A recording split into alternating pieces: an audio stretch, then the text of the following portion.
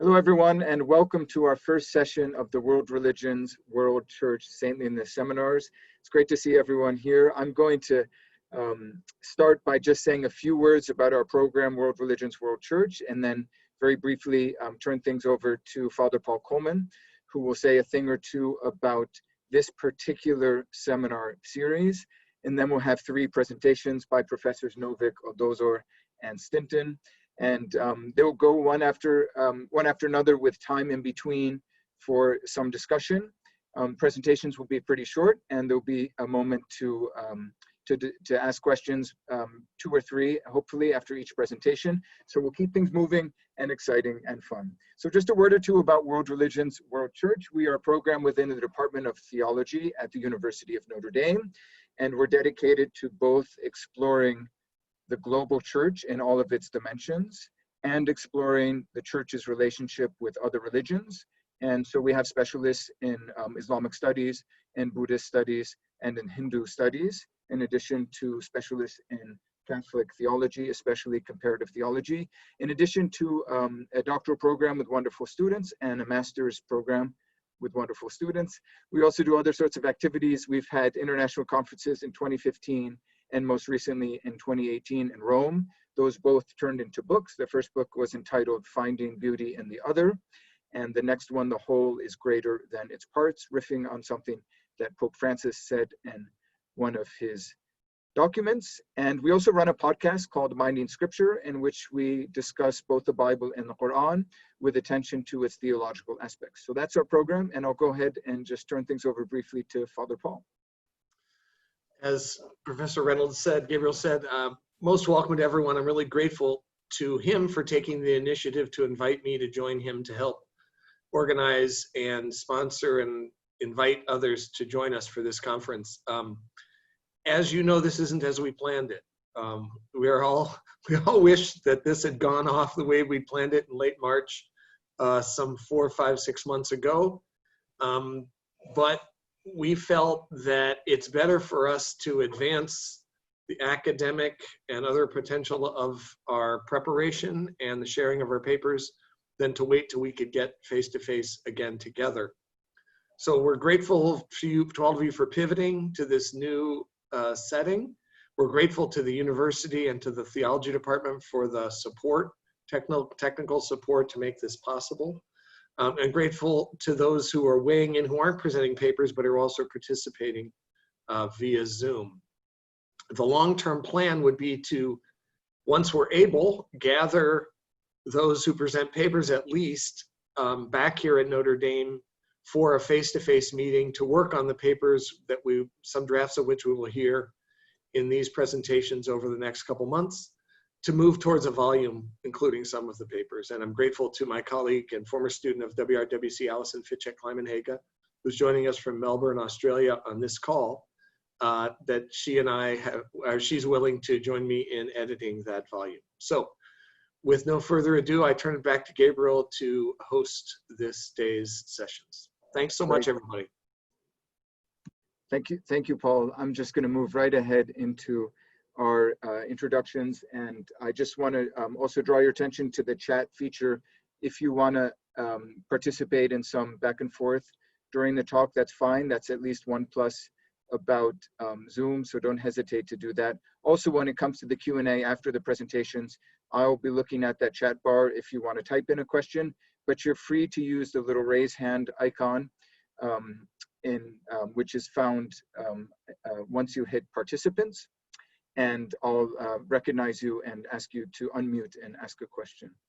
Our series is comprised of 9 sessions every Friday for the next 2 months, about a little bit more. And we're starting with an examination of saintliness across traditions. Our first speaker is Professor Tzvi Novick. He's Abrams Jewish Thought and Culture Professor of Theology here at Notre Dame.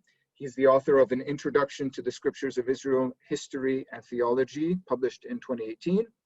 And forthcoming, I think still forthcoming, Tzvi, the Piyut and Midrash book? Or is it? That has come forth. Okay, so just published, Piyut and Midrash, Form, Genre, and History. Today he'll be speaking to us on saintliness in rabbinic literature, 2 types. And Tzvi, will you have a PowerPoint to share with us? Sure, yes. So you'll make me host, is that right? Exactly. I'll make you co-host and you can get going. Okay, I suppose co-host will suffice. All right, so let me get this PowerPoint up. I imagine, yes, you can see that now. And that into a slideshow. Well, okay, I don't know if I'll be able to make it into a slideshow because I do need to refer to notes, unfortunately. Well, but fortunately, the PowerPoint is really only almost so that we have something. But this talk doesn't really lend itself very naturally to the use of images. But I did find one for the background to this title slide.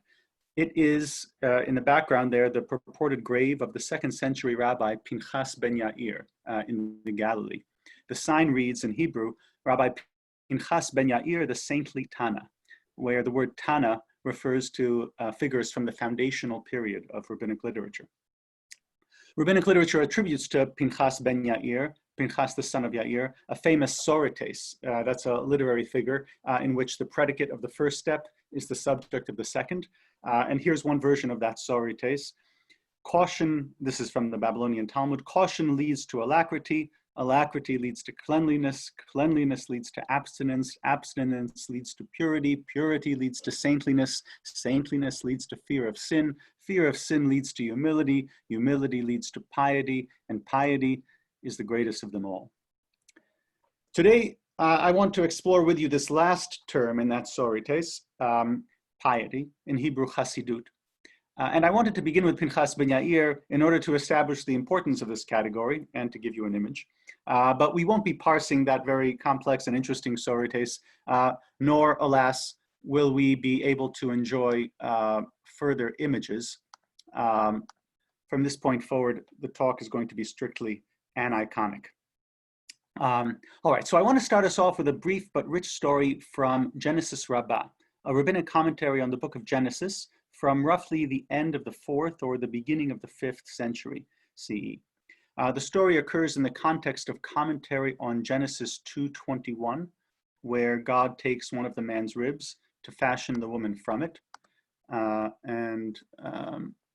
me just advance our text here so we have our first text in hand. And so here's the story, a story concerning a certain pious man, a Hasid, who was married to a certain pious woman, Hasidah, and they did not manage to produce children from each other. They said, "We are not furnishing any benefit to the Holy One, blessed be he." And so they rose and divorced each other. The man went and married a certain wicked Rasha, and she made him wicked, a Rasha. The woman went and married a wicked man, a Rasha, and made him a righteous person, a tzaddik, for everything is from the woman. All right, so there are many interesting elements in this short story. The notion that bearing children represents a benefit to God, the moral that the story makes explicit at the end that everything is from the woman, even as the biblical verse to which the story attaches might seem to suggest precisely the opposite, that everything, and first and foremost the woman herself, is from the man. But here let me only briefly observe some of the artistry. The story takes pains to preserve in the first half total symmetry between husband and wife, the better to surprise us at the end. Thus, it speaks of the couple not producing children from each other, or literally this one from this one. And likewise, the story says that they divorced each other, or literally this one divorced this one.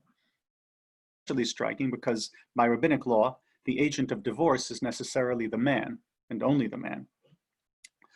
Their divorce not only brings an end to their relationship, but also shatters the apparent equivalence between them.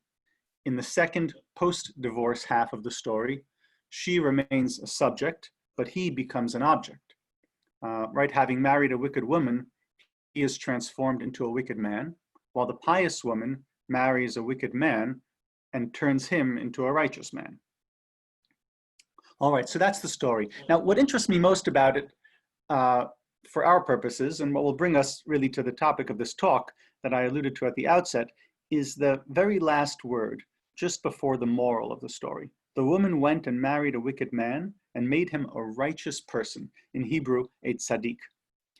So the story begins not with a righteous couple, a tzaddik and a but with a pious couple, a chassid, chassidah.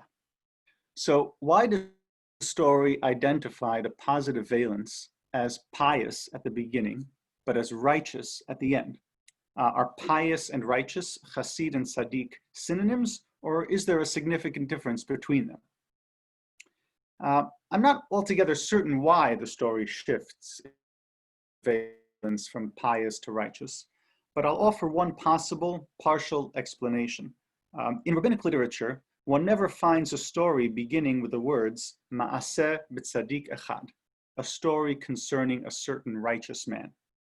There are many stories that begin, as ours does, with the words ma'aseh b'chassid echad, a story concerning a certain pious man, but not one that begins ma'aseh b'tzadik echad, a story concerning a certain righteous man. And so we might say, perhaps the author of the story really only wished to speak of righteous people, really only wished to use that category, tzaddikim. But convention demanded that he begin by talking about chassidim, pious people. And so we end up with our oddity, that the story begins with pious people, but ends with righteous people. Now, of course, that answer, such as it is, only postpones the question. Why in rabbinic literature is it possible to tell a story beginning with ma'aseh b'chassid echad, a story concerning a certain pious man, and not with ma'aseh b'tzadik echad, a story concerning a certain righteous man? So what's demanded, naturally, is a fuller account of the meaning of these two monikers in rabbinic literature, chassid and tzaddik, pious and righteous, and the relationship between them. Now, that's a tall order, and we certainly won't complete the task in my very brief talk, but as the rabbis famously say, lo alecha hamlacha ligmor, v'lo ata ben chorin lihibatel mimena. It is not upon you to complete the work, but you are not free simply to leave off from it. And so that's the work that I want to take up right now. All right.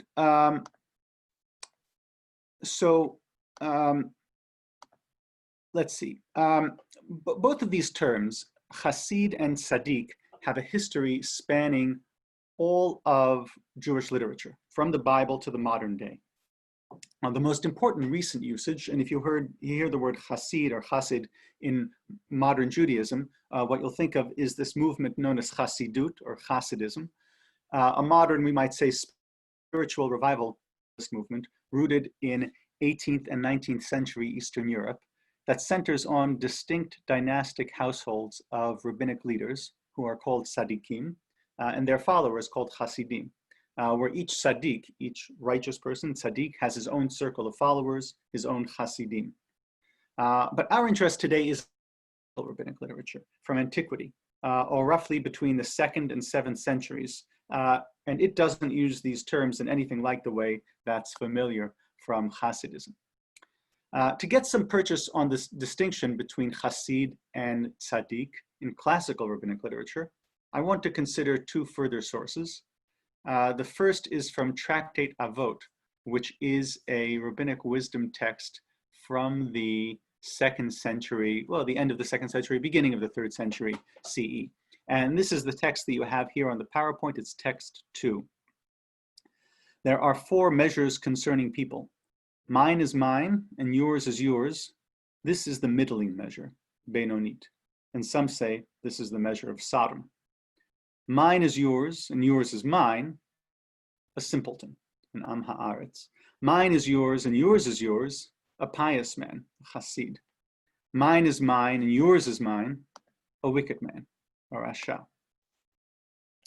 So this passage lays out 4 characteristic ways of treating possessions, one's own and others. One of these ways, mine is yours and yours is mine, seems to be included only for the sake of comprehensiveness. The passage dismisses it as something only a simpleton would assert, because it's understood here kind of literally as I'm taking yours and you take mine.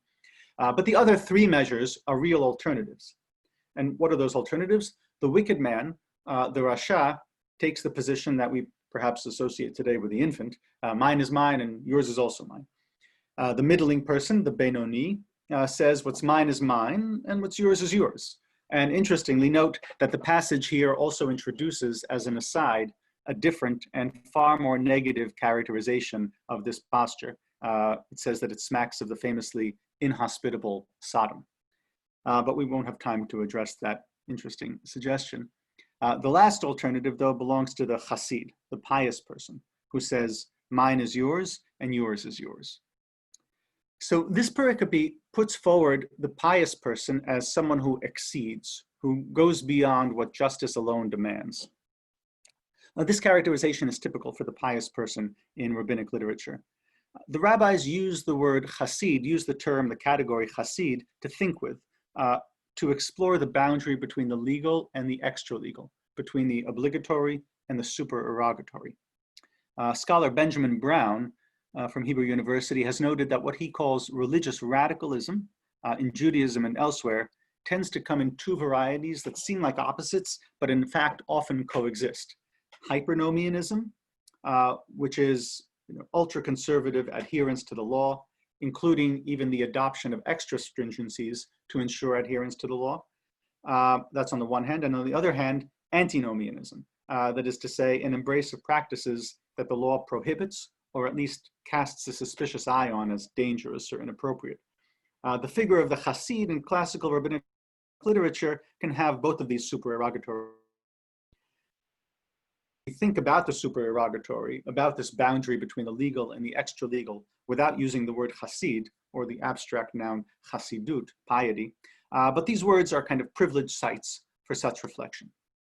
So that's one source. It's a second source that tells that it's about a chassid. Now I want to consider another passage which features, like the previous one, the Benoni, the middling person, and the Rasha, or the wicked person, but it replaces the pious person, seed, with the righteous person. And this passage is particularly timely as it concerns the Jewish New Year, Rosh Hashanah, which falls out 2 weeks from tonight. The New Year is Judgment Day, or really the beginning of Judgment season. And the passage here is from the Palestinian Talmud, and that's text 3 on the PowerPoint. Said Rabbi Kruspa in the name of Rabbi Yochanan, there are 3 sorts of pinaks, one for utterly righteous people, tzaddikim, and one for utterly wicked people, rishaim, and one for middling people.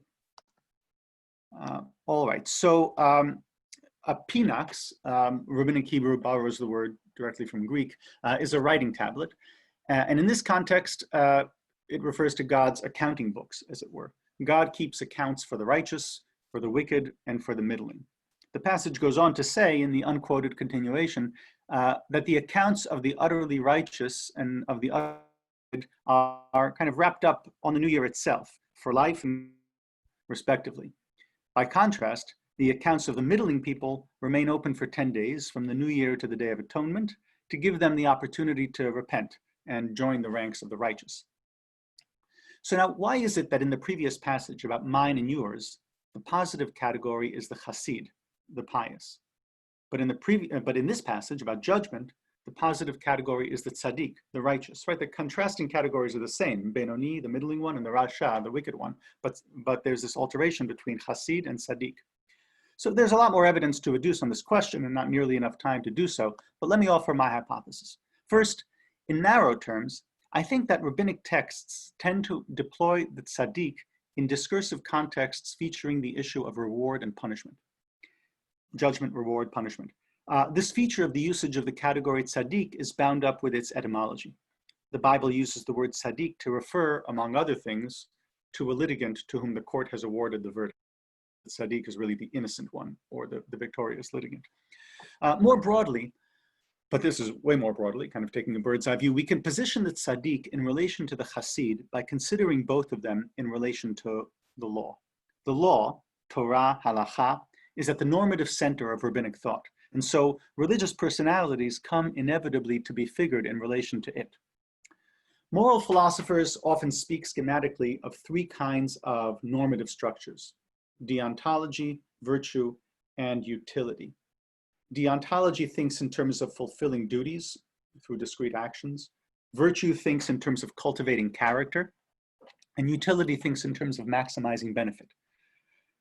So we might say that if the law is, on its face, deontological, right, concerned as it is with duties, what one must do, what one may not do, then we can think of the Chassid and the Tzaddik as qualifying the law from the perspective of these two other normative structures.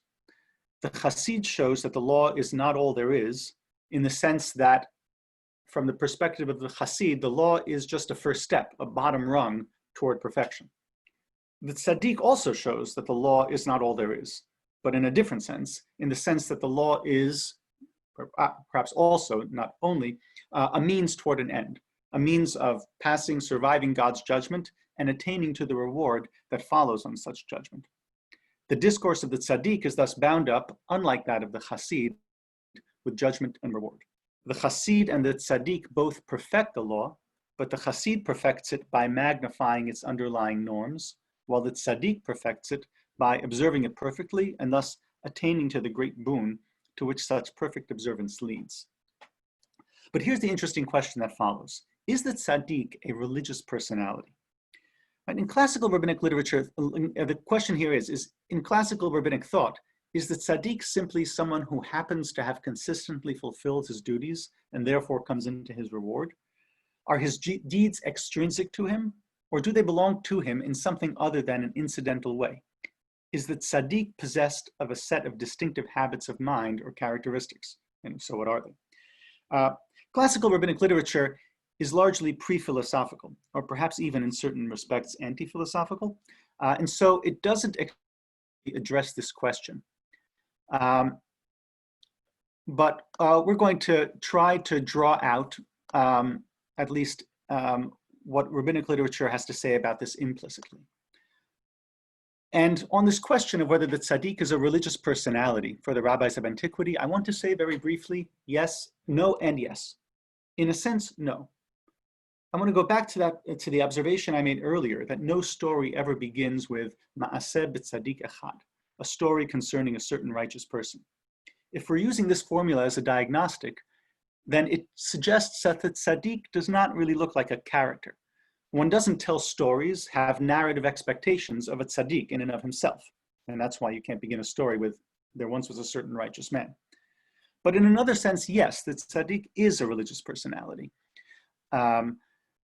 So thus, for example, in a text called the Tosefta from the 3rd century CE, there's a debate about whether Abraham's son Ishmael was a great sinner, where the debate turns on whether it's possible to imagine that in Beito Shel Tzaddik, in the house of a righteous person, a wicked person could have been allowed to dwell. And here it seems, and there are other passages like it, that Tzaddik is a person of settled habits, a person that you can speak about as having a certain kind of conduct, a character of sorts. So we can thus think of the Tzaddik as a real religious personality, but a relatively weak one in comparison with a Chassid. Weak, not in the sense of worse, of course, not in any way, but rather in the sense of being not as strong a personality, much of a character, right? Almost in the idiomatic sense, right? He's such a character. And this isn't necessarily a bad thing for the rabbis. I've thought quite a bit, beginning really with my research for my dissertation, about how rabbinic thought manages to cultivate a deontological, duty-centered normativity while preserving, in a limited way, attractive features or managing attractive features of other normative structures, and especially the notions of virtue and character. And my hypothesis is that the Tzaddik, precisely because he's a weak character and because he's so directly connected with the observance of the law, does important work in introducing into rabbinic normativity a character-based ethic that doesn't challenge the deontological essence of rabbinic normativity.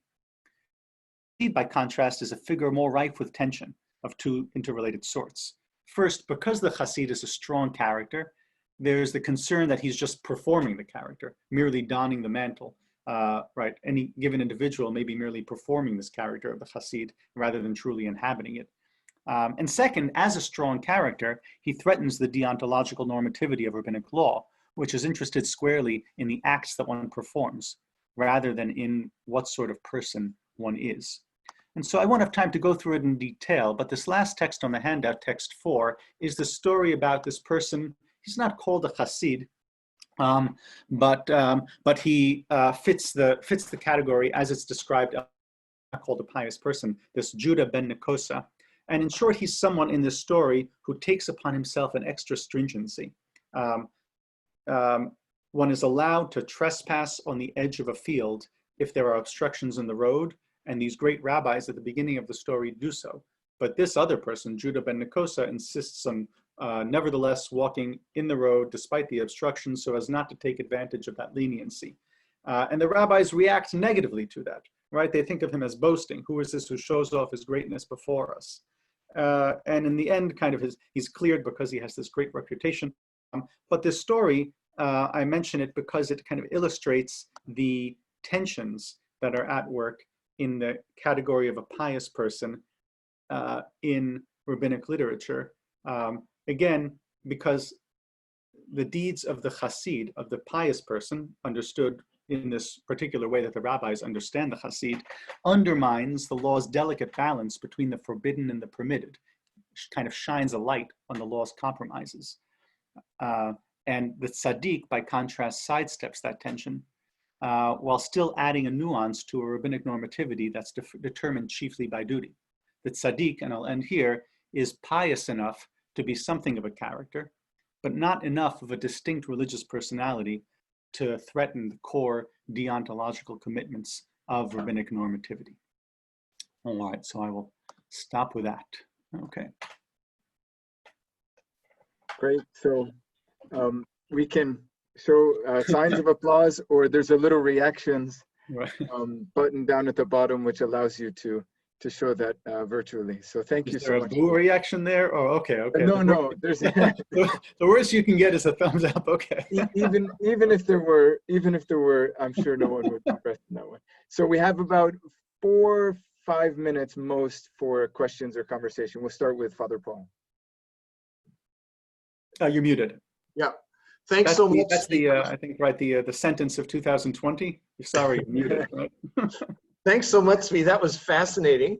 I'm intrigued that both of these terms, as you've explained them, take as their primary reference obedience to a law rather than sort of proximity or friendship with God as another way to think about their life as sacred people who are admired. Mm-hmm. I'm interested to wonder if that also gets registered into the way you distinguish between the two of them. Well, yeah, that's a great question, right? I mean, to some extent, the reason why that's so is precisely because the dominant kind of the default normativity of rabbinic thought is the law and with its deontological structure, and hence almost inevitably the first question that's going to be asked of a religious personality is what is that personality's relationship to the law? So to some extent, these rabbinic texts, insofar as they are kind of centered on the law, are not going to be necessarily inhabiting all aspects of these religious personalities, as it were, from their own perspective. Right, the chassid may not kind of imagine himself as acting in this supererogatory way or going beyond the law. He is acting for his own motives. It's only kind of from the perspective of the law that this kind of, I mean, if we can think of virtue as a scale, the intervention of law in a kind of virtue-based ethical structure is to sort of fracture that space into what the law demands and what is beyond what the law demands.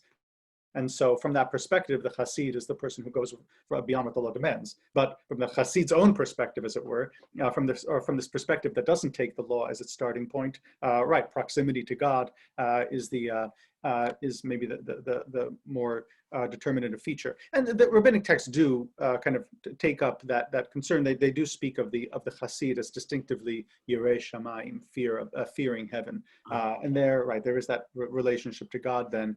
I mean, or yirei chet, fear of sin. That's actually an interesting difference. But yeah. So I'd say yes, I very much agree. But to some extent, right, the deck is stacked precisely by beginning from the law. Thank you. Great, thank you so much, Tzvi. I think we have a question from Stephanie.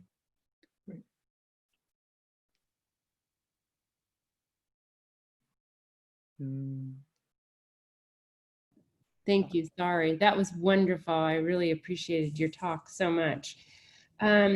I am not very familiar with rabbinical texts. So my question is the idea of faith, that being justified by faith, not by law. However, the law does bring us closer to God in terms of knowing God.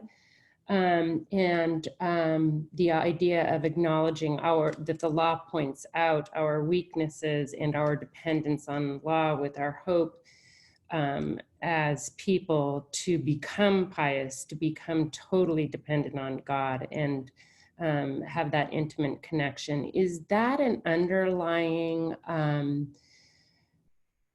perhaps message that the rabbinical text is trying to put forth in this?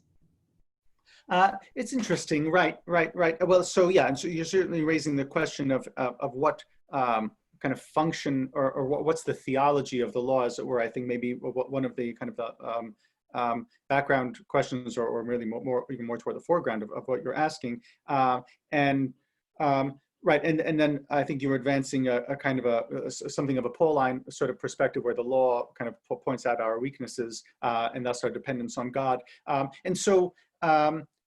I think that really is, a different way of, could be a kind of a different way of approaching this question of piety or saintliness in rabbinic literature, would be to say, to what extent does the theology of the law itself, kind of the deep theological underpinnings of the law itself carry with it certain aspiration to saintliness, to proximity to God.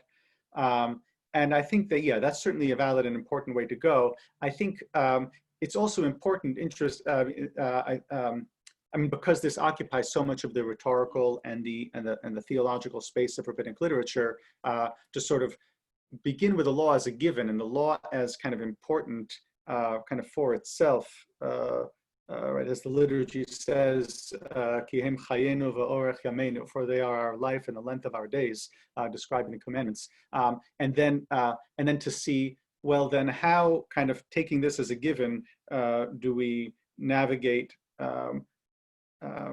these virtues or ideals like piety and the religious personalities that embody them? And that's what I was trying to do more in this paper. Thank you so much. I think we're going to move on, but I appreciate the questions and the responses. Thank you so much, Tzvi, Thank you very much, for being with us. It's just great to see such a wonderful group gathered here together virtually by Zoom from all over the world. Thank you so much for being here. We're going to turn now to Professor Paulinus Odozor, who is Professor of Moral Theology and World Religions, World Church. He's the author of many works and like Tzvi, a good friend and colleague here at Notre Dame. Among his books are Moral Theology and an Age of Renewal, a study of the Catholic tradition since Vatican II, and published in 2014, Morality, Truly Christian, Truly African, Foundational, Methodological, and Theological Considerations. He will speak with us today on Ancestors and Saints, an ongoing discussion in African theology. Paulinus, do you need to share a PowerPoint? No, I don't. Okay. Thank you for being here. Okay, thanks a lot. And goodbye to Tzvi, who just said his apologies because he has other things to go to. Good afternoon, everybody. This work is still a tentative discussion on this matter because I'm not quite sure I have the last word on it.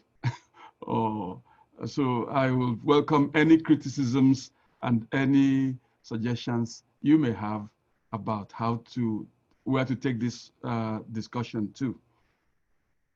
Let me begin.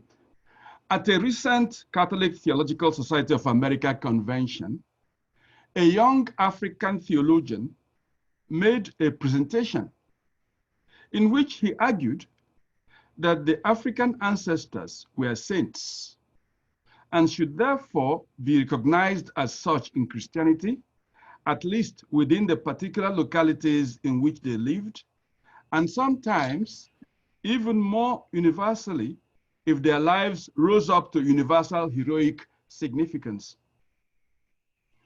One way to honor such holy men and women in Christianity, specifically in the Catholic tradition, he says, would be to include their names in the litany of saints and to invoke their help when the litany is proclaimed on Holy Saturday and on other solemn liturgical occasions in the church's worship.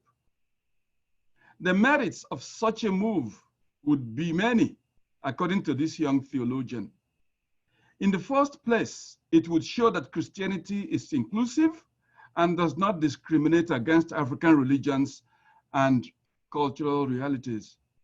Secondly, it would aid interreligious dialogue between ATR, I'll be saying ATR for short, African traditional religion, and Christianity, and would erase the air of superiority which this scholar and others like him, such as Laurenti Mageza, claim characterize Christian attitudes to ATR. It would also show that Christians did not produce better or holier people, or that Christianity does not have an exclusive claim to sanctity or to being a means to human sanctification. Ultimately, in this regard, Christianity has nothing to offer to the African that was not already there, again, as some other scholars like Mageza and Mbono Jike would argue. There are several layers to this theologian's assertion. Most of them are, in fact, not new in the history of some strands of African theology. For example, they claim that Christianity was not morally superior to ATR and could not be empirically or historically proven to produce better human beings is one which many scholars have made since the days of the struggle for independence in Africa, when many African nationalists easily equated Christian presence in Africa with the colonial domination of the continent. Since these two, the colonialist and the missionary, were all coming from the same place and even sometimes collaborated. Christianity was forever tied together in the imagination of many such African nationalists. In the thinking of these nationalists, Christianity was not superior to ATR, but Christians were morally bankrupt, and their presence in Africa did nothing but disrupt the African moral and cultural space, and even sometimes created a kind of morality which was alien and unacceptable to many Africans. I have addressed some of these issues in some of my past works and in some articles which are yet to appear. So I will not pay attention to them, all of them here. Instead, I would like to address two of the assertions which my young African scholar made in his CTSA presentation. The first is the assertion that the holy men and women of ATR are also saints, like the Christian saints. That is to say that ancestors who were recognized as holy men and women in ATR must be recognized as equivalent in Christian hagiography. The second issue to be addressed here is the insistence that African ancestors ought to be included, where possible, in the Litany of Saints, which is an invocation which the church makes to its holy ones, regarded as the church triumphant for health. Before we get to these questions, however, there is need for some preliminary clarifications about saints and saintliness in general. Larry Cunningham, our former colleague here, points out three important ways the Catholic tradition understands the notion of saints. In the first place, saints refer to the faithful ones who lived before the time of Christ. In Matthew 27:52, for example, the evangelist described the event at the death of Jesus when the tombs opened, I'm quoting here, and the bodies of many holy men rose from the dead.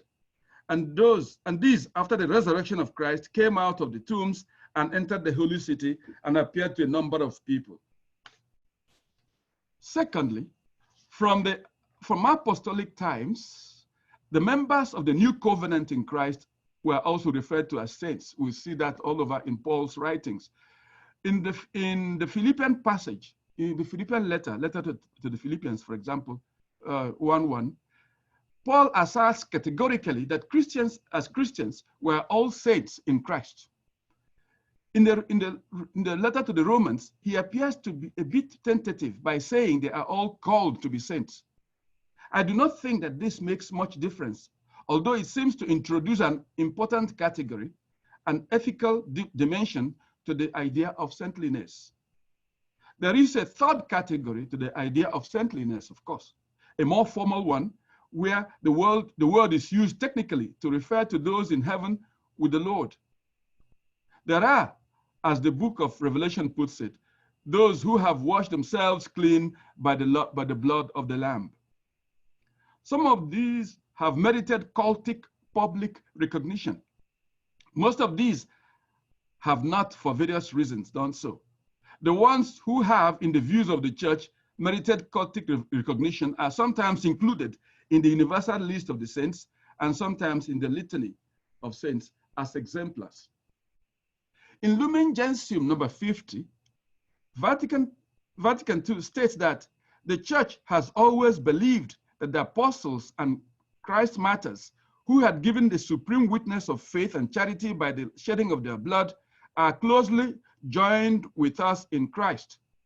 And she has venerated them with special devotion together with the Blessed Virgin Mary and the holy angels. Also included in this list at times, as time went on in the history of the church, were those who had more closely imitated Christ's virginity and poverty, those whom the outstanding practice of the Christian virtues and the divine charisms recommended to the pious devotions and imitation of the faithful.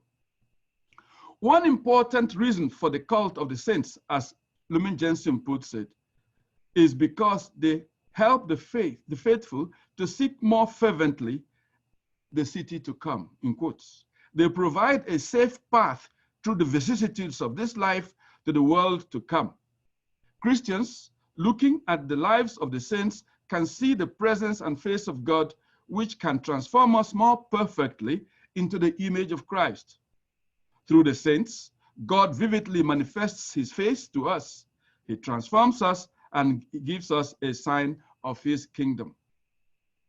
But the saints in the Catholic tradition are not just exemplars, theological or spiritual. They do more. Through the power of the Holy Spirit, they help strengthen the bond of fraternal charity in the Christian community.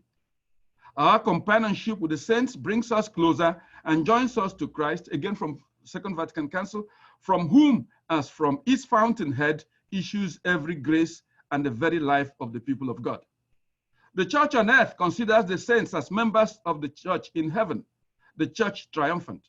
In the liturgy, together with those from every tribe and tongue and people and nation who have been redeemed by the blood of Christ and gathered into the one church, she celebrates with combined rejoicing and with one song of praise, the one and triune God.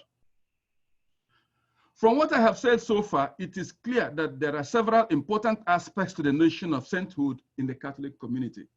There is a dogmatic aspect to it, and there is an ethical aspect to it.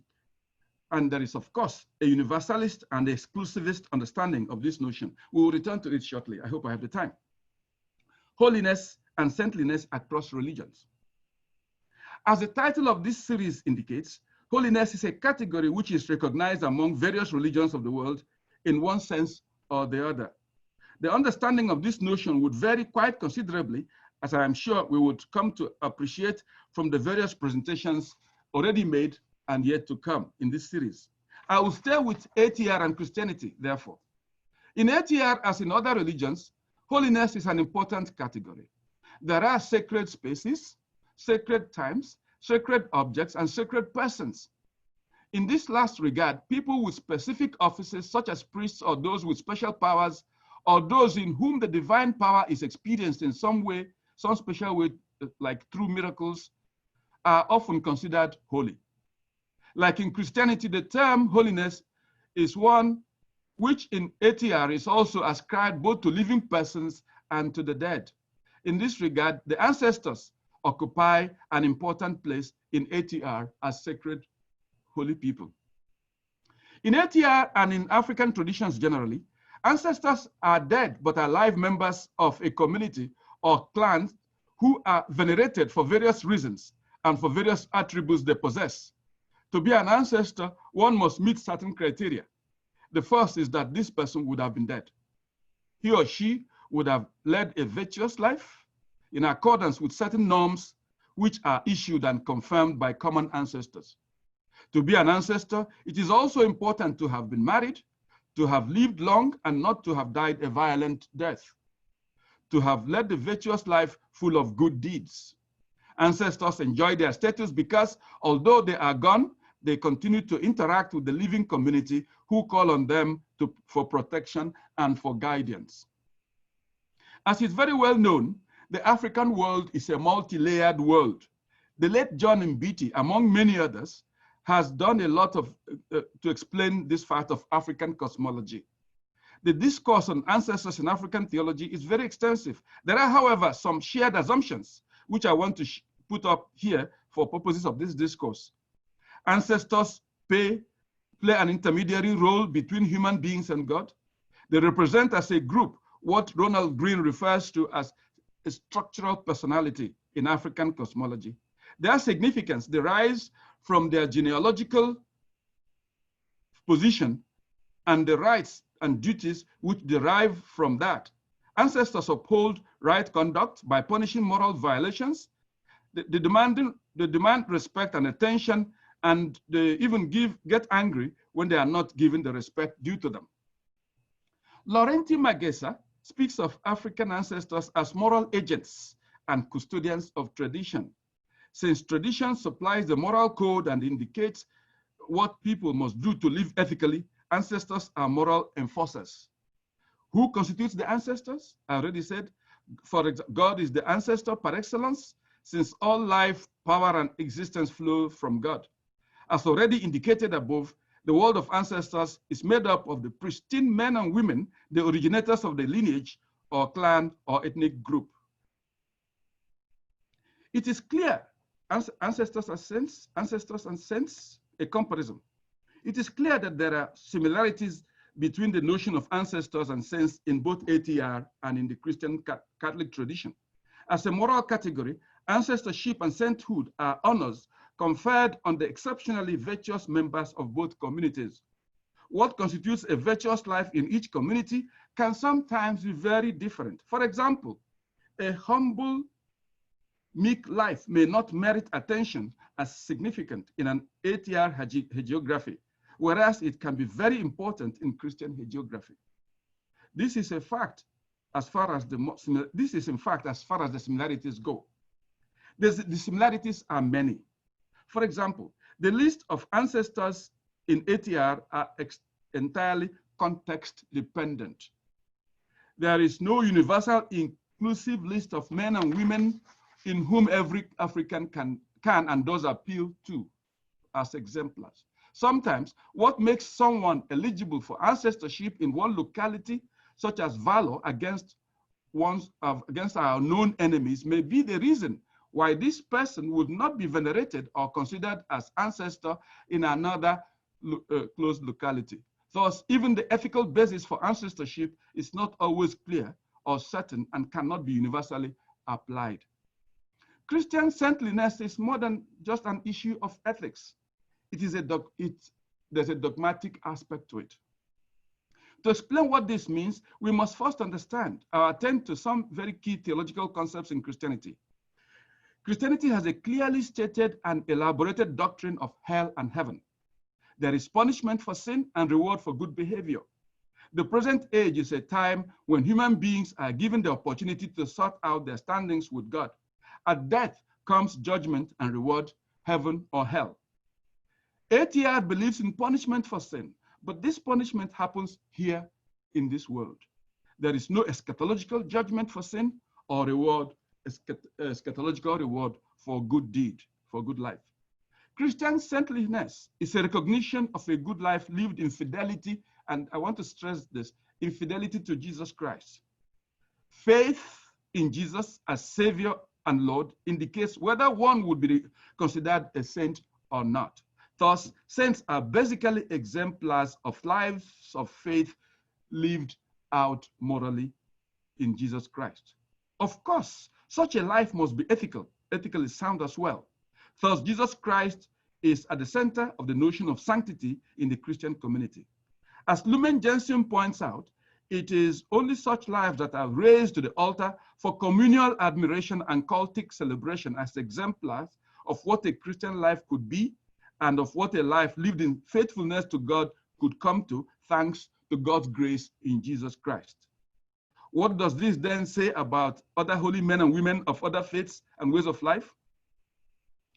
There is an elasticity to Christian notion of God and the way God works, and to the view of salvation, which is often missed in a discussion like the one we are having here today. In the first place, there is an optimistic strain which runs in through Christian tradition, which grants that God intends the salvation of every human being. For, after all, the mission of Jesus was for all.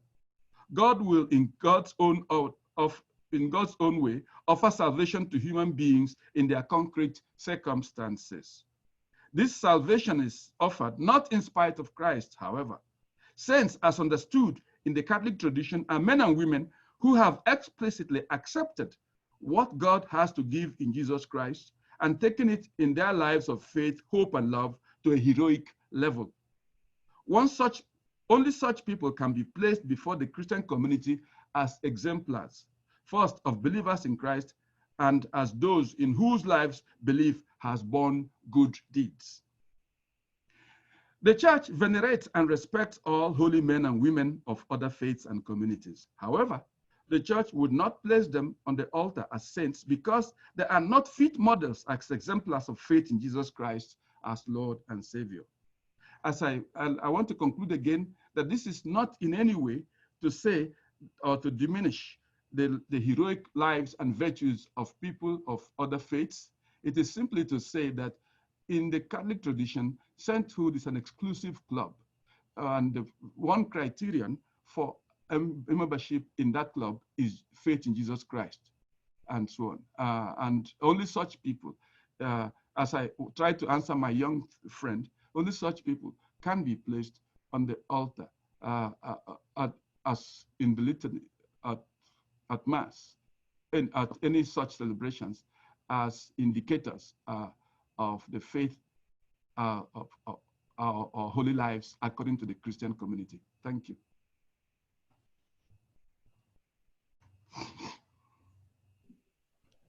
Thank you so much, Paulinus.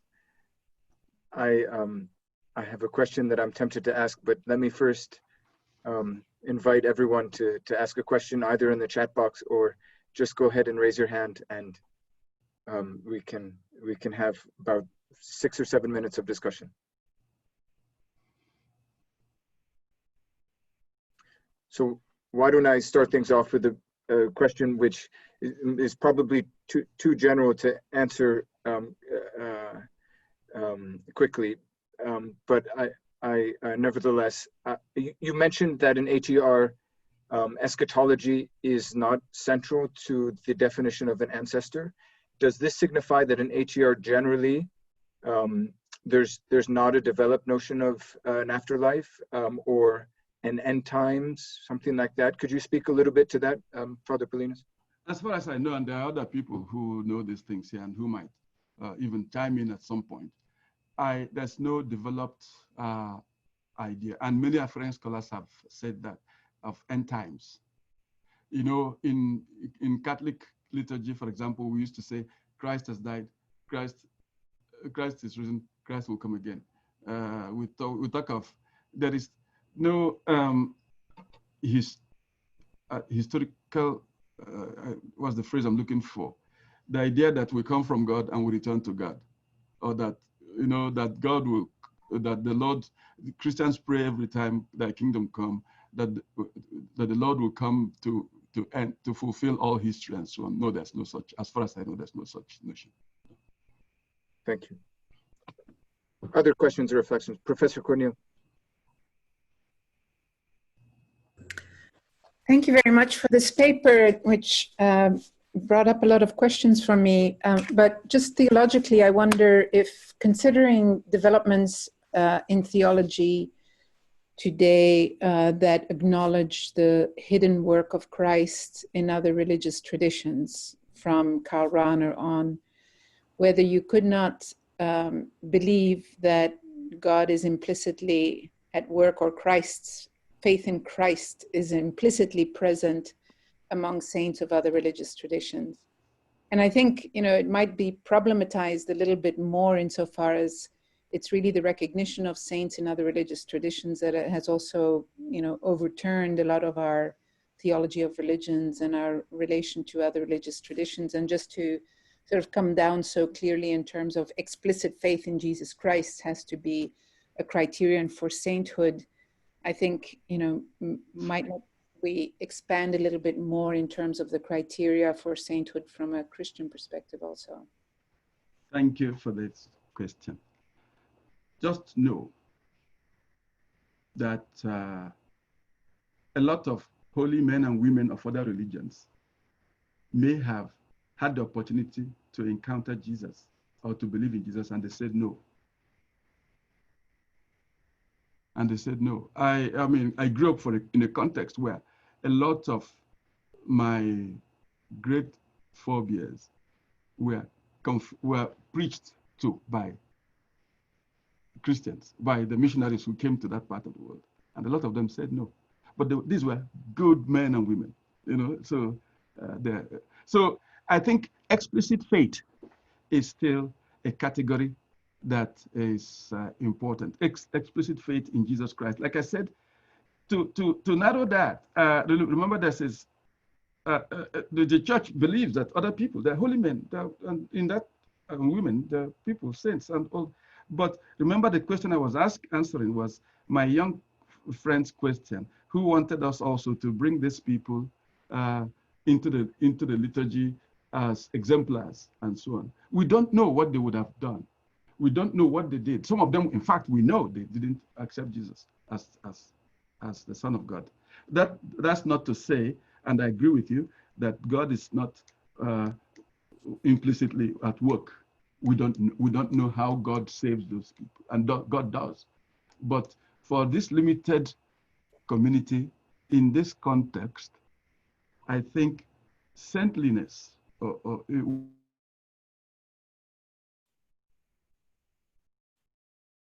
in the dogmatic sense, in that sense, would have to be limited to those who explicitly said yes to the offer of grace in Jesus Christ. We don't know what the other people, and we're not putting them down. We're not saying that God is not at work in them. Does that help? You don't agree with me, Ketu? What don't you agree though with?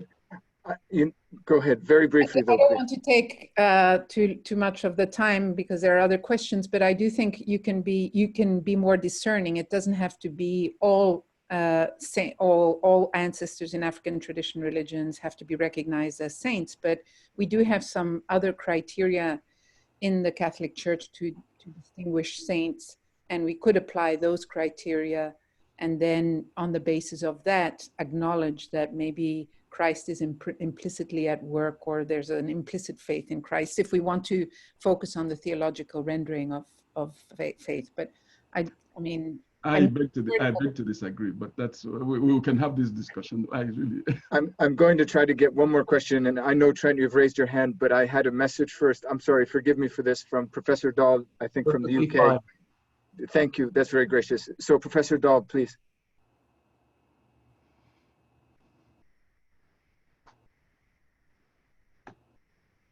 I can't see him. He still needs to unmute. Maybe Trent, you go first, then. Can you hear me? Yes, you're on. I just want to ask what you make of the fact that, at least in the Roman Church, where at least for the last over 1,000 years, canonization is a bureaucratic production, right?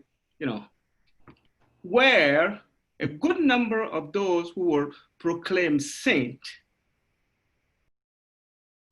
remain contested by the people themselves. So right. It's not just, it's not just that we can produce saint. in all the what do you call it, all the qualifications that you gave, is that within that very tradition, some folks produced as saint are on contested ground. What do you make of that? Like, can you give us one? Oh, the Franciscan who was, by the Pope, what do you call it? Charles de Foucault is on the list to become saint. I mean, there is a good number of saints produced in the Roman Church that we find quite problematic today. So what you make of that? Well, at least the criteria are clear. And if for any reason they are not followed, then that's a problem. But what I'm simply saying is that the important element there is faith in Jesus Christ. Remember, I am not contesting holiness and saintliness outside of this tradition. Don't get me wrong. I am saying that these are the principles on which this community builds builds its understanding of saintliness and holiness, and that therefore, as Pope Francis himself would say, who are we to judge? Who are we to judge what goes, if we can't even get very clearly what is going on within our own house? Who are we to judge what is going on in the lives of other people who are not part of the membership of the community of Christ in the church? So I simply think that at least within the Catholic community, it is good to keep that notion or that category restricted. And if there are any lapses in judging what these people are about or who should be promoted, then that's a problem. I agree with you that the bureaucratic thing has sometimes led to the canonization of only people from religious orders, and in fact, of religious orders who can have more money or who have the power to move the cause of these people. That's true. That's true. In fact, I know a lot of people from growing up in my village in Nigeria, and I've written that in my book, who should be thought of as who should be moved. But nobody's going to move them because they don't belong to, they're not rich, they don't belong to a rich religious community or a very well organized religious community, or they are not bishops or priests. So that is something very sad. But having said that, I still hold to the fact that saints and ancestors are not total equivalents. Saints and ancestors are not total equivalents. And the difference is Jesus Christ.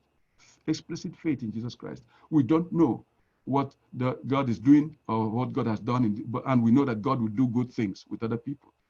But at least for their limited uses and purposes, explicit faith in Jesus Christ is important.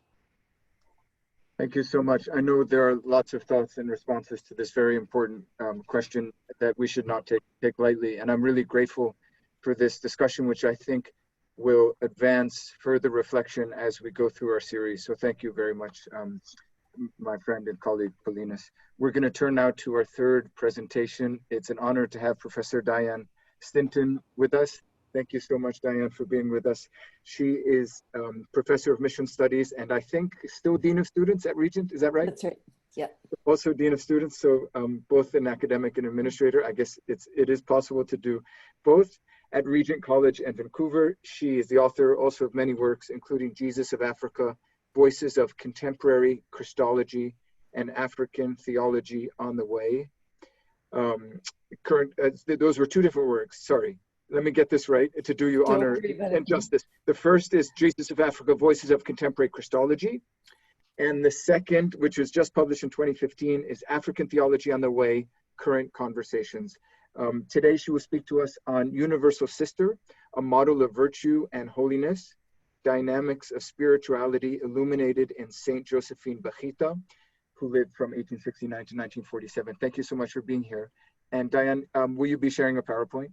Yes, I will, please. Okay, so I will make you a co-host and that should give you the power.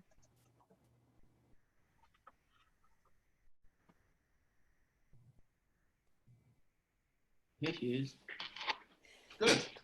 Great. Thank you so much. It's a real privilege to be with you today, even if we are joining virtually. So thank you for the lively conversations that we've had together already. Blessed Josephine Bakhita, Universal Sister, yours, O Bakhita, is a message of heroic kindness, of evangelical reconciliation and forgiveness. You thus became a model of virtue and holiness of life. Pope John Paul II's words, spoken at the Eucharistic celebrations in honor of Josephine Bakhita's beatification in Rome in 1992 and her homecoming to Khartoum, Sudan in 1993, signify the enduring allure of this African slave come saint. I point out a number of indications of her growing popularity, from baby girls being named Bakhita in Africa, as well as in Italy and across Latin America. A shelter for immigrants in Italy has adopted her name and seeks to emulate her ministry.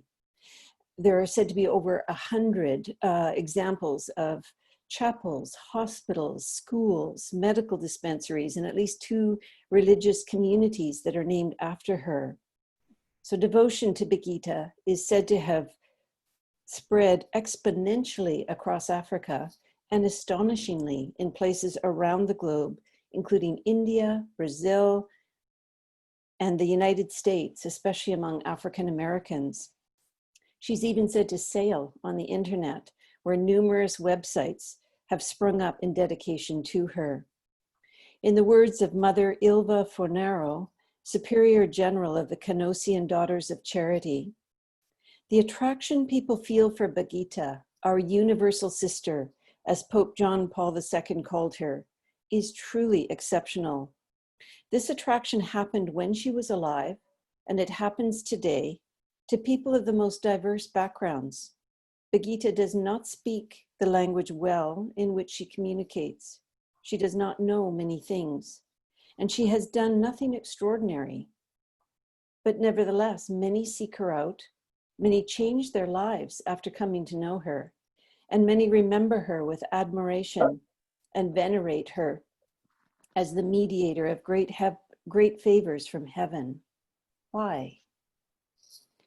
This question of why the extraordinary appeal of Josephine Bakhita warrants careful consideration, especially given the scarcity of scholarly attention to women saints in general and to African saints in particular.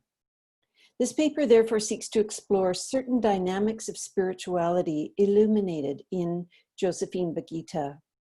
In view of her atypical life, no established intellectual framework for analyzing the dynamics of her spirituality seems entirely fitting.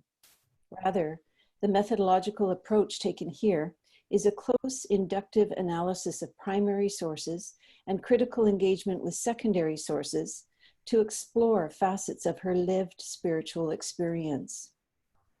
The central thesis is that despite being violently severed from the context and content of her indigenous African culture, Bakhita's life reflects distinctive spiritual dynamic of humanization, dehumanization, and inhumanization. In so doing, she manifests a spirituality that transcends contexts and cultures, thereby offering universal appeal. So a brief overview of her life then. Bakhita was born around 1869 in the southern Darfur region of Sudan. When she was about 9 years old, she was kidnapped by Arab slave traders. They demanded her name, and when she was too terrified to speak, her captors ironically called her Bakhita, meaning lucky one in Arabic. Held prisoner for a month, Bakhita managed to escape, but was caught, marched to El Obeid, and sold to an Arab chief. Here she suffered a terrible beating by the chief's son, who left her for dead. A few months later, she was resold to a Turkish general living in Kordofan, where she suffered intensely, including almost daily beatings and a tortuous tattooing. Around 3 years later, in 1882, the general traveled to Khartoum, where Bakhita was ransomed by the Italian consul, Callisto Lignani. This event marked a watershed point in her life, as Lignani treated her kindly, gave her employment, and even agreed to her beseeching him to take her with him to Suakin, a Sudanese port city on the Red Sea, and later on to Italy in 1885. The consul left her in the care of Augusto and Maria Turini Michieli, and Bakhita became a nanny to their children, including their young daughter Alice, nicknamed Mimina. The Michieli family owned a hotel in Suakin, where they intended to take Bakhita to work for them. Before the parents left for Sudan, they took Bakhita and young Mimina to a boarding school in Venice, run by the Canossian sisters. Bakhita joined the catechumenate and experienced a profound conversion to Christianity. When Turina Michieli returned to Venice in 1889 to take the girls back to Sudan, Bakhita vehemently refused to go. Deep conflict ensued between the two of them until the intervention of church and government leaders meant that Michieli was told that slavery was not legal in Italy and she could not force Bakhita to return to Africa against her will. Bakhita then continued in the sisters' catechumenate, and in 1890, she was baptized and confirmed. She remained in this catechumenate in Venice for 4 years, after which she entered the novitiate in 1893. She took her first religious vows in 1896, and in 1902, she was transferred to the Canossian house in Schio, pictured here, in northern Italy, where she remained for the rest of her life.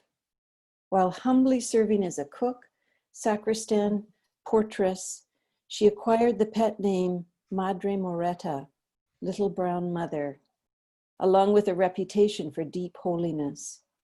She also served as a nurse's aide, caring for wounded soldiers in World War I, when the convent at Schio became a military hospital. As her reputation grew, more and more people streamed to see her and to seek her prayers.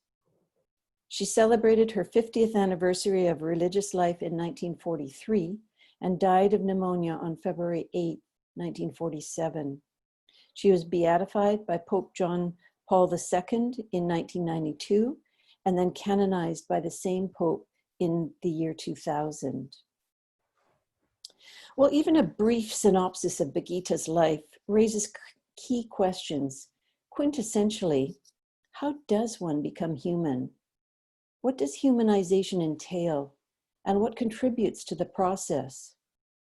How did Bakhita embark on her unique path to becoming human? In the process, I note the problem that literature on spirituality has been historically permeated with Western understandings and definitions. And I argue that with attentiveness to both African indigenous and Western Christian tradition, there is room to explore Bakhita's lived experiences for any glimpses of her human spirit emerging within the humanization process. While the details of her early life and shaping are scant, two aspects of Bakhita's later reminiscences are noteworthy in discerning any initial dynamics in her spiritual life. First of all, family and community, and I note the heightened significance of these within African tradition, drawing upon some of the scholars mentioned already, Mbiti, Magessa, and others. And I'm just pointing out that her initial upbringing in a closely knit African family and village community for the first 7 to 9 years of her life would presumably leave an indelible mark on her early growth as a person or her humanization. A second reminiscence about her childhood in Sudan concerns her awareness of the transcendent. When she first entered the Institute in Venice, she received instructions in the Christian faith from the Canossian sisters. And she recollected, "So those holy mothers instructed me with heroic patience and introduced me to that God who from childhood I had felt in my heart without knowing who he was. I remembered in her village in Africa, looking at the moon and stars and the beautiful things in nature and saying to myself, who is the master of all these beautiful things? And I experienced a great desire to see him and know him and honor him. And now I do know him. Thank you, my God. Now, understandably, Christian interpreters have viewed Bakhita's experience through the lens of God's gracious self-revelation, especially through creation.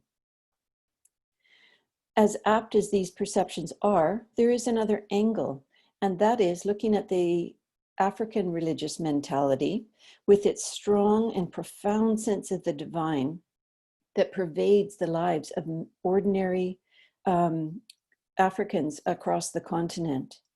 So considering Bakhita's context of village life in Western Sudan in the mid-19th century, her early apprehension of the transcendent would inevitably be informed by her people's indigenous African tradition. So to sum up, little is known about her early life, yet these few recollections of her childhood in her home village in Sudan suggest two interwoven strands within her emerging human spirit. Personal and collective identity bound to her family and community, an early apprehension of the transcendent, undoubtedly informed by African indigenous tradition, however reconceived through later Christian lens. Together, these few glimpses into Bakhita's early formation illuminate an initial spiritual dynamic of humanization, which tragically was cut short through the terrible dehumanization that followed. Excuse me.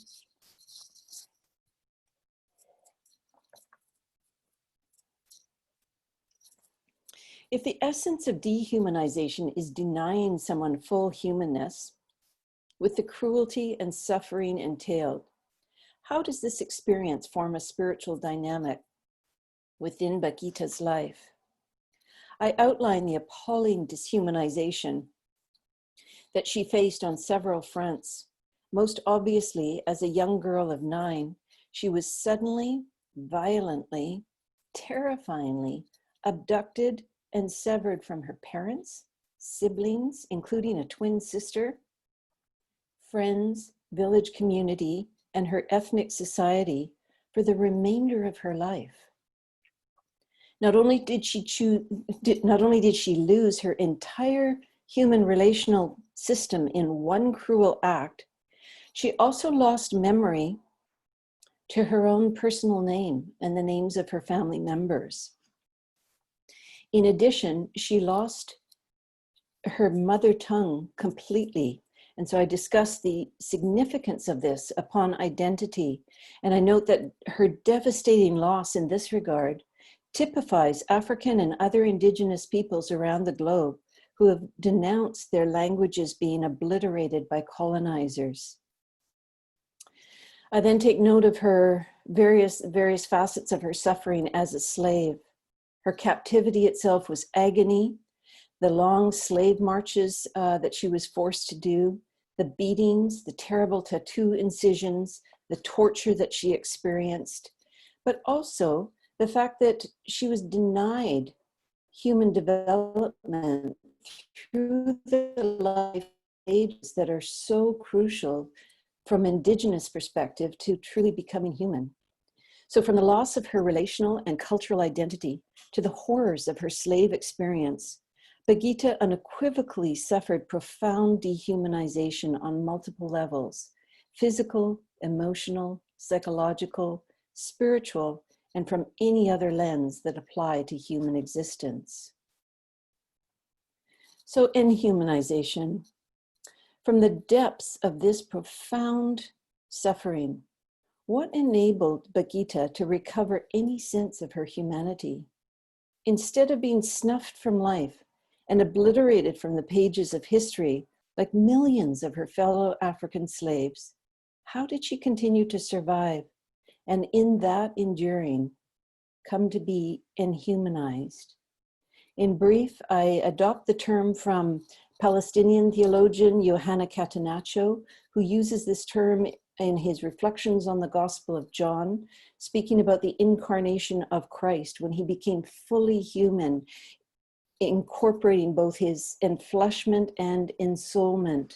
And derivatively, I suggest that to explore these dimensions of life restored through participating in the life of the risen Christ. This is what I want to explore in the person of Bakhita.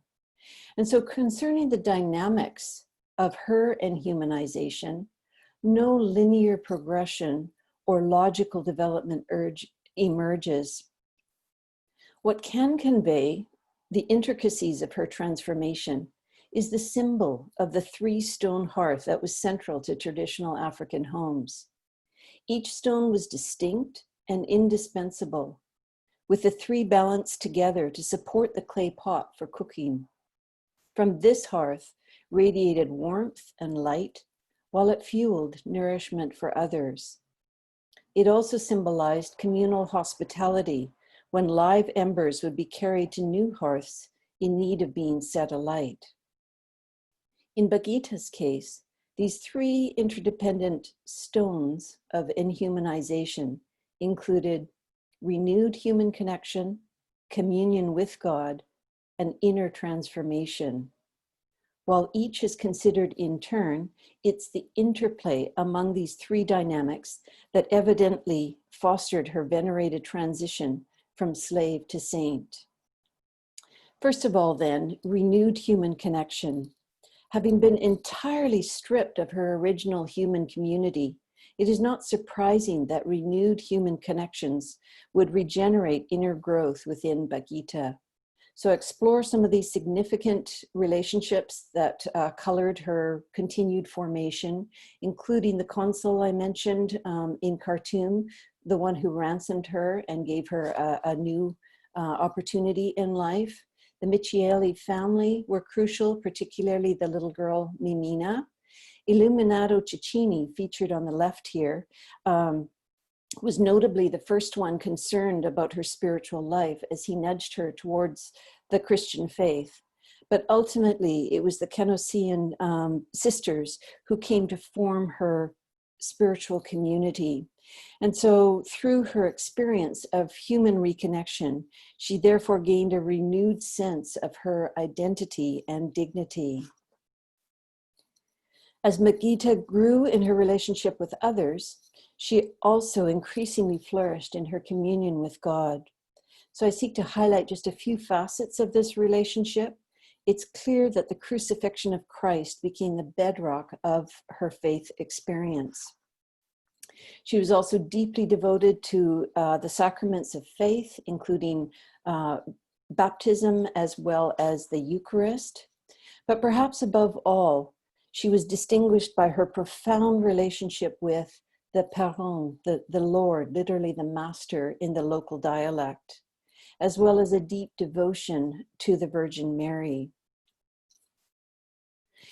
In terms of inner transformation, the 3rd stone of her inhumanization, from the subservient captive who had considered herself a slave and an object owned by her masters, she came to think more independently and to act with clear self-determination.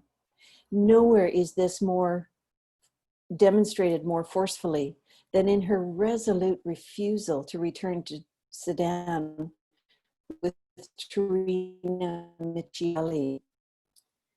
She just came out and said, "No, I will not leave the house of the Lord. It would mean my ruin." And so Zanini comments that it was a desire that, joined with her constant plea with help from Christ crucified, became transformed into a firm and irrevocable resolve. Thus, in a society where social hierarchies still constituted insurmountable barriers, it just so happened that a young, illiterate Black woman succeeded in standing up for her rights in mobilizing the highest religious, civil, and military authorities. From one who was treated mercilessly as a slave, she came to be known for her as someone who was compassionate, kind, and gentle with others, whether children or these wounded and dying soldiers. As one who was stripped of virtually every shred of human dignity, simply because of being African. She came to discover her true worth in Christ, irregardless of human estimations of her. The most remarkable transformation, however, lies in her response towards those responsible for her intense suffering in slavery. Astoundingly, Bakhita came to forgive those who maltreated her, declaring, "If I were to meet those who kidnapped me, and even those who tortured me, I would kneel and kiss their hands. For if these things had not happened, I would not have been a Christian or a religious today." And so she becomes a sign of the liberation of the human person and of the redemptive power of forgiveness. So in conclusion then, Bakhita truly is the universal sister whom Pope John Paul II extolled for her extraordinary life story, one which speaks powerfully to diverse peoples around the world. He goes on to say that it was the power of God which made Bakhita, in the likeness of Christ, into one who enriches many. The enrichment that she offers is one that transcends contexts and cultures, illuminating aspects of human life in relation to the divine, however this might be conceived. Within the context of her Catholic faith, Father Divo Barsati asserts that God sent Bakhita as proof that Christianity can transform slaves, that is, people who have lost the sense of their own personhood, into persons capable of unexpected strength. Bakhita is the certainty that through Christ, people can pass from a state of marginalization to one of eternal dignity, greatness, and freedom. And this applies not only to Africa, of course, but to the whole world. And so, in other aspects of her significance, Sister Maria Lucia Tocoyo sums up her significance saying, Bakhita's success stems from the fact that she is a key historical figure for Africa. Bakhita bears within her the whole history of Africa, ancient and modern, slavery, exploitation, the West, the missions, colonization, Islam, the problems and discrimination faced by women, search for freedom, the possibility of dialogue with Europe. There is no other way to account for so much devotion to her beyond the borders of Sudan. I mentioned that she has particular significance for immigrants in Europe today, with all of the heightened significance that we find with migration today. And as her appeal and influence continue to spread among additional peoples around the world, they magnify the refrain from the following song. Bakhita, daughter of Africa, we give thanks for your life that shines like a bright star. It shows the way for all of Africa. Bakhita, daughter of the whole world. Thank you.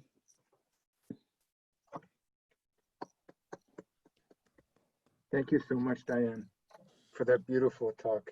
We were right up on time, but I would love to receive one or two quick questions. Please don't hesitate. If not, you'll end up with my questions. John, please go ahead. I hope this is quick, but the answering may not be. The question that came to mind is really, how would St. Josephine Bakhita appear through the lens of some of the other categories of holiness that we've heard about this afternoon? I mean, obviously each person has their own distinctive story of holiness, but I was thinking particularly of the categories that Professor Novick was talking about earlier, and essentially I'm thinking, how does her holiness appear to people of other religions, or how might her holiness appear to people of other religions? I wonder if that's perhaps a question for the whole panel. Sorry if that's a bit waffly. No, not at all. That's a great question, John, and I like that kind of question that I hope we'll keep in mind even as these webinars continue. And so I agree, she would fit quite naturally into the one that Professor Odozor gave in terms of Catholic saints, but I too would love to hear, from our first speaker, how he senses this type of person would fit, whether it's Sadiq, whether it's piety or righteousness. I'm not sure that I can answer that on behalf of him. I would prefer to hear from him and from other scholars of various religious traditions around the world. Maybe one more question or comment.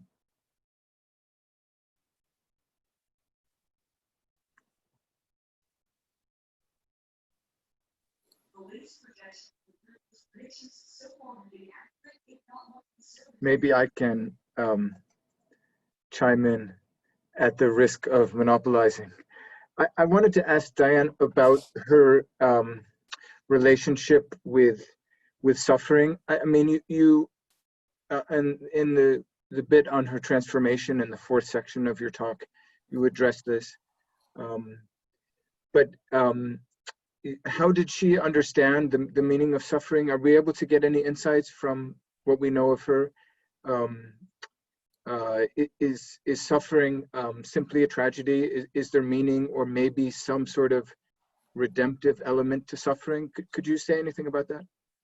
Yeah, I think two things. One is it really comes through that she did not want people to know the depths of her suffering. And I would say that to this day, even though she dictated her accounts at the request of the Canossian sisters, it's quite clear that she did not reveal all that she went through. So she's not one that was seeking to exploit her experience in any way, shape, or form. And I think the thing that I appreciate so much about her is that I think in her ever deepening relationship with God and with others, and as she grew herself as a person, one of the things that strikes me is that she comes to reread her own personal narrative, if you like, through a Christological lens. I didn't have time to go into it, but it's quite fascinating that as she looks back over her life story, she admits that all of the suffering, but in the midst of that suffering, she's able to articulate later, I see that God was with me. God was always protecting me. He saved me, even when she was close to death 3 different times from beatings and torture. She acknowledges that God saved her and moved her on. So it really is quite a remarkable rereading of a personal narrative in which she is able to be purged of the natural resentment and bitterness and everything that she experienced, to find the hand of God even in the depths of that suffering. And I think, of course, that's also what drew her so much to the crucifix. That's why it featured so prominently in her own faith and devotion. Thank you. I see there's a question from Livy Odozor. Paul, would you mind if I turn to Livy for the final question? Would that be okay? Yep. Okay, please go ahead. Yeah, that's a very illuminating session. But I want to ask if Bakhita had been an ordinary non-religious person, or put it this way, are there no other people who are non-religious people who have suffered so much and even more? And how do we account for the church not declaring their saintliness? Did you say other non-religious people suffering? Yes, other people who are not clerics or let's say sisters, ordained people, let's say a lay person who had gone through such. I know that even today in Darfur, there are people who have gone through worse experiences and have served other people, not in church contexts. Right. Would those people, how would the church access their saintliness and, of course, beatify them? Yeah, that's a very good question. I appreciate that question. And I think for my paper, I was interested less in the sort of bureaucratic examination of her life and her beatification. I really wanted to find out, who is this person, Bakhita, from her own story? And I wanted to focus on those spiritual dynamics that apply to anybody, you know, in any religious tradition. And that's why I focused on those terms of humanization. We are all seeking to grow as people. How does that happen? And what are the forces that strip us of that humanization, as you say, that continues to this day in Darfur and so many places across Africa and the world. How is it that the human spirit can overcome those forces of dehumanization? What is it that she exemplifies for us in terms of triumphing over the evil that was done to her? So I think she's, you know, she's within her tradition. She has been honored by the Catholic Church for her amazing story and testimony. But I think you're absolutely right. We can look across the continent. I mean, there's many examples of, you know, Mandela, of course, is prominent for somebody who also forgave those who had imprisoned him, you know, for decades. All kinds of people around the world find it within their spirit as they relate to the transcendent to overcome some of these forces. So I hope that speaks to your question a little bit, but that's really what I was trying to examine within her. And that's why I was looking at those three dynamics of her humanization, dehumanization, and then trying to focus in on what was it that restored her humanity to her. Thank you so much, Diane. I think we're in a moment, we'll bring this to a close. Allow me just before we do to thank everyone and to really encourage you to spread the word about the Saintliness seminars. This is open to everyone, and we're grateful to have a diverse group and all of these great questions. It's also good, you know, to have a topic which allows us to have serious academic and theological conversation, but also sets before us examples of holiness, and especially in 2020, maybe it's good to have an uplifting topic that will keep us going and help us in our own path towards holiness, if not saintliness. With that, many thanks to Professors Novick, Odozor, and Professor Stinton. Thank you so much for your presentations. Thanks. And hope to see you all next week at the same time. Thank you very much. Thank you.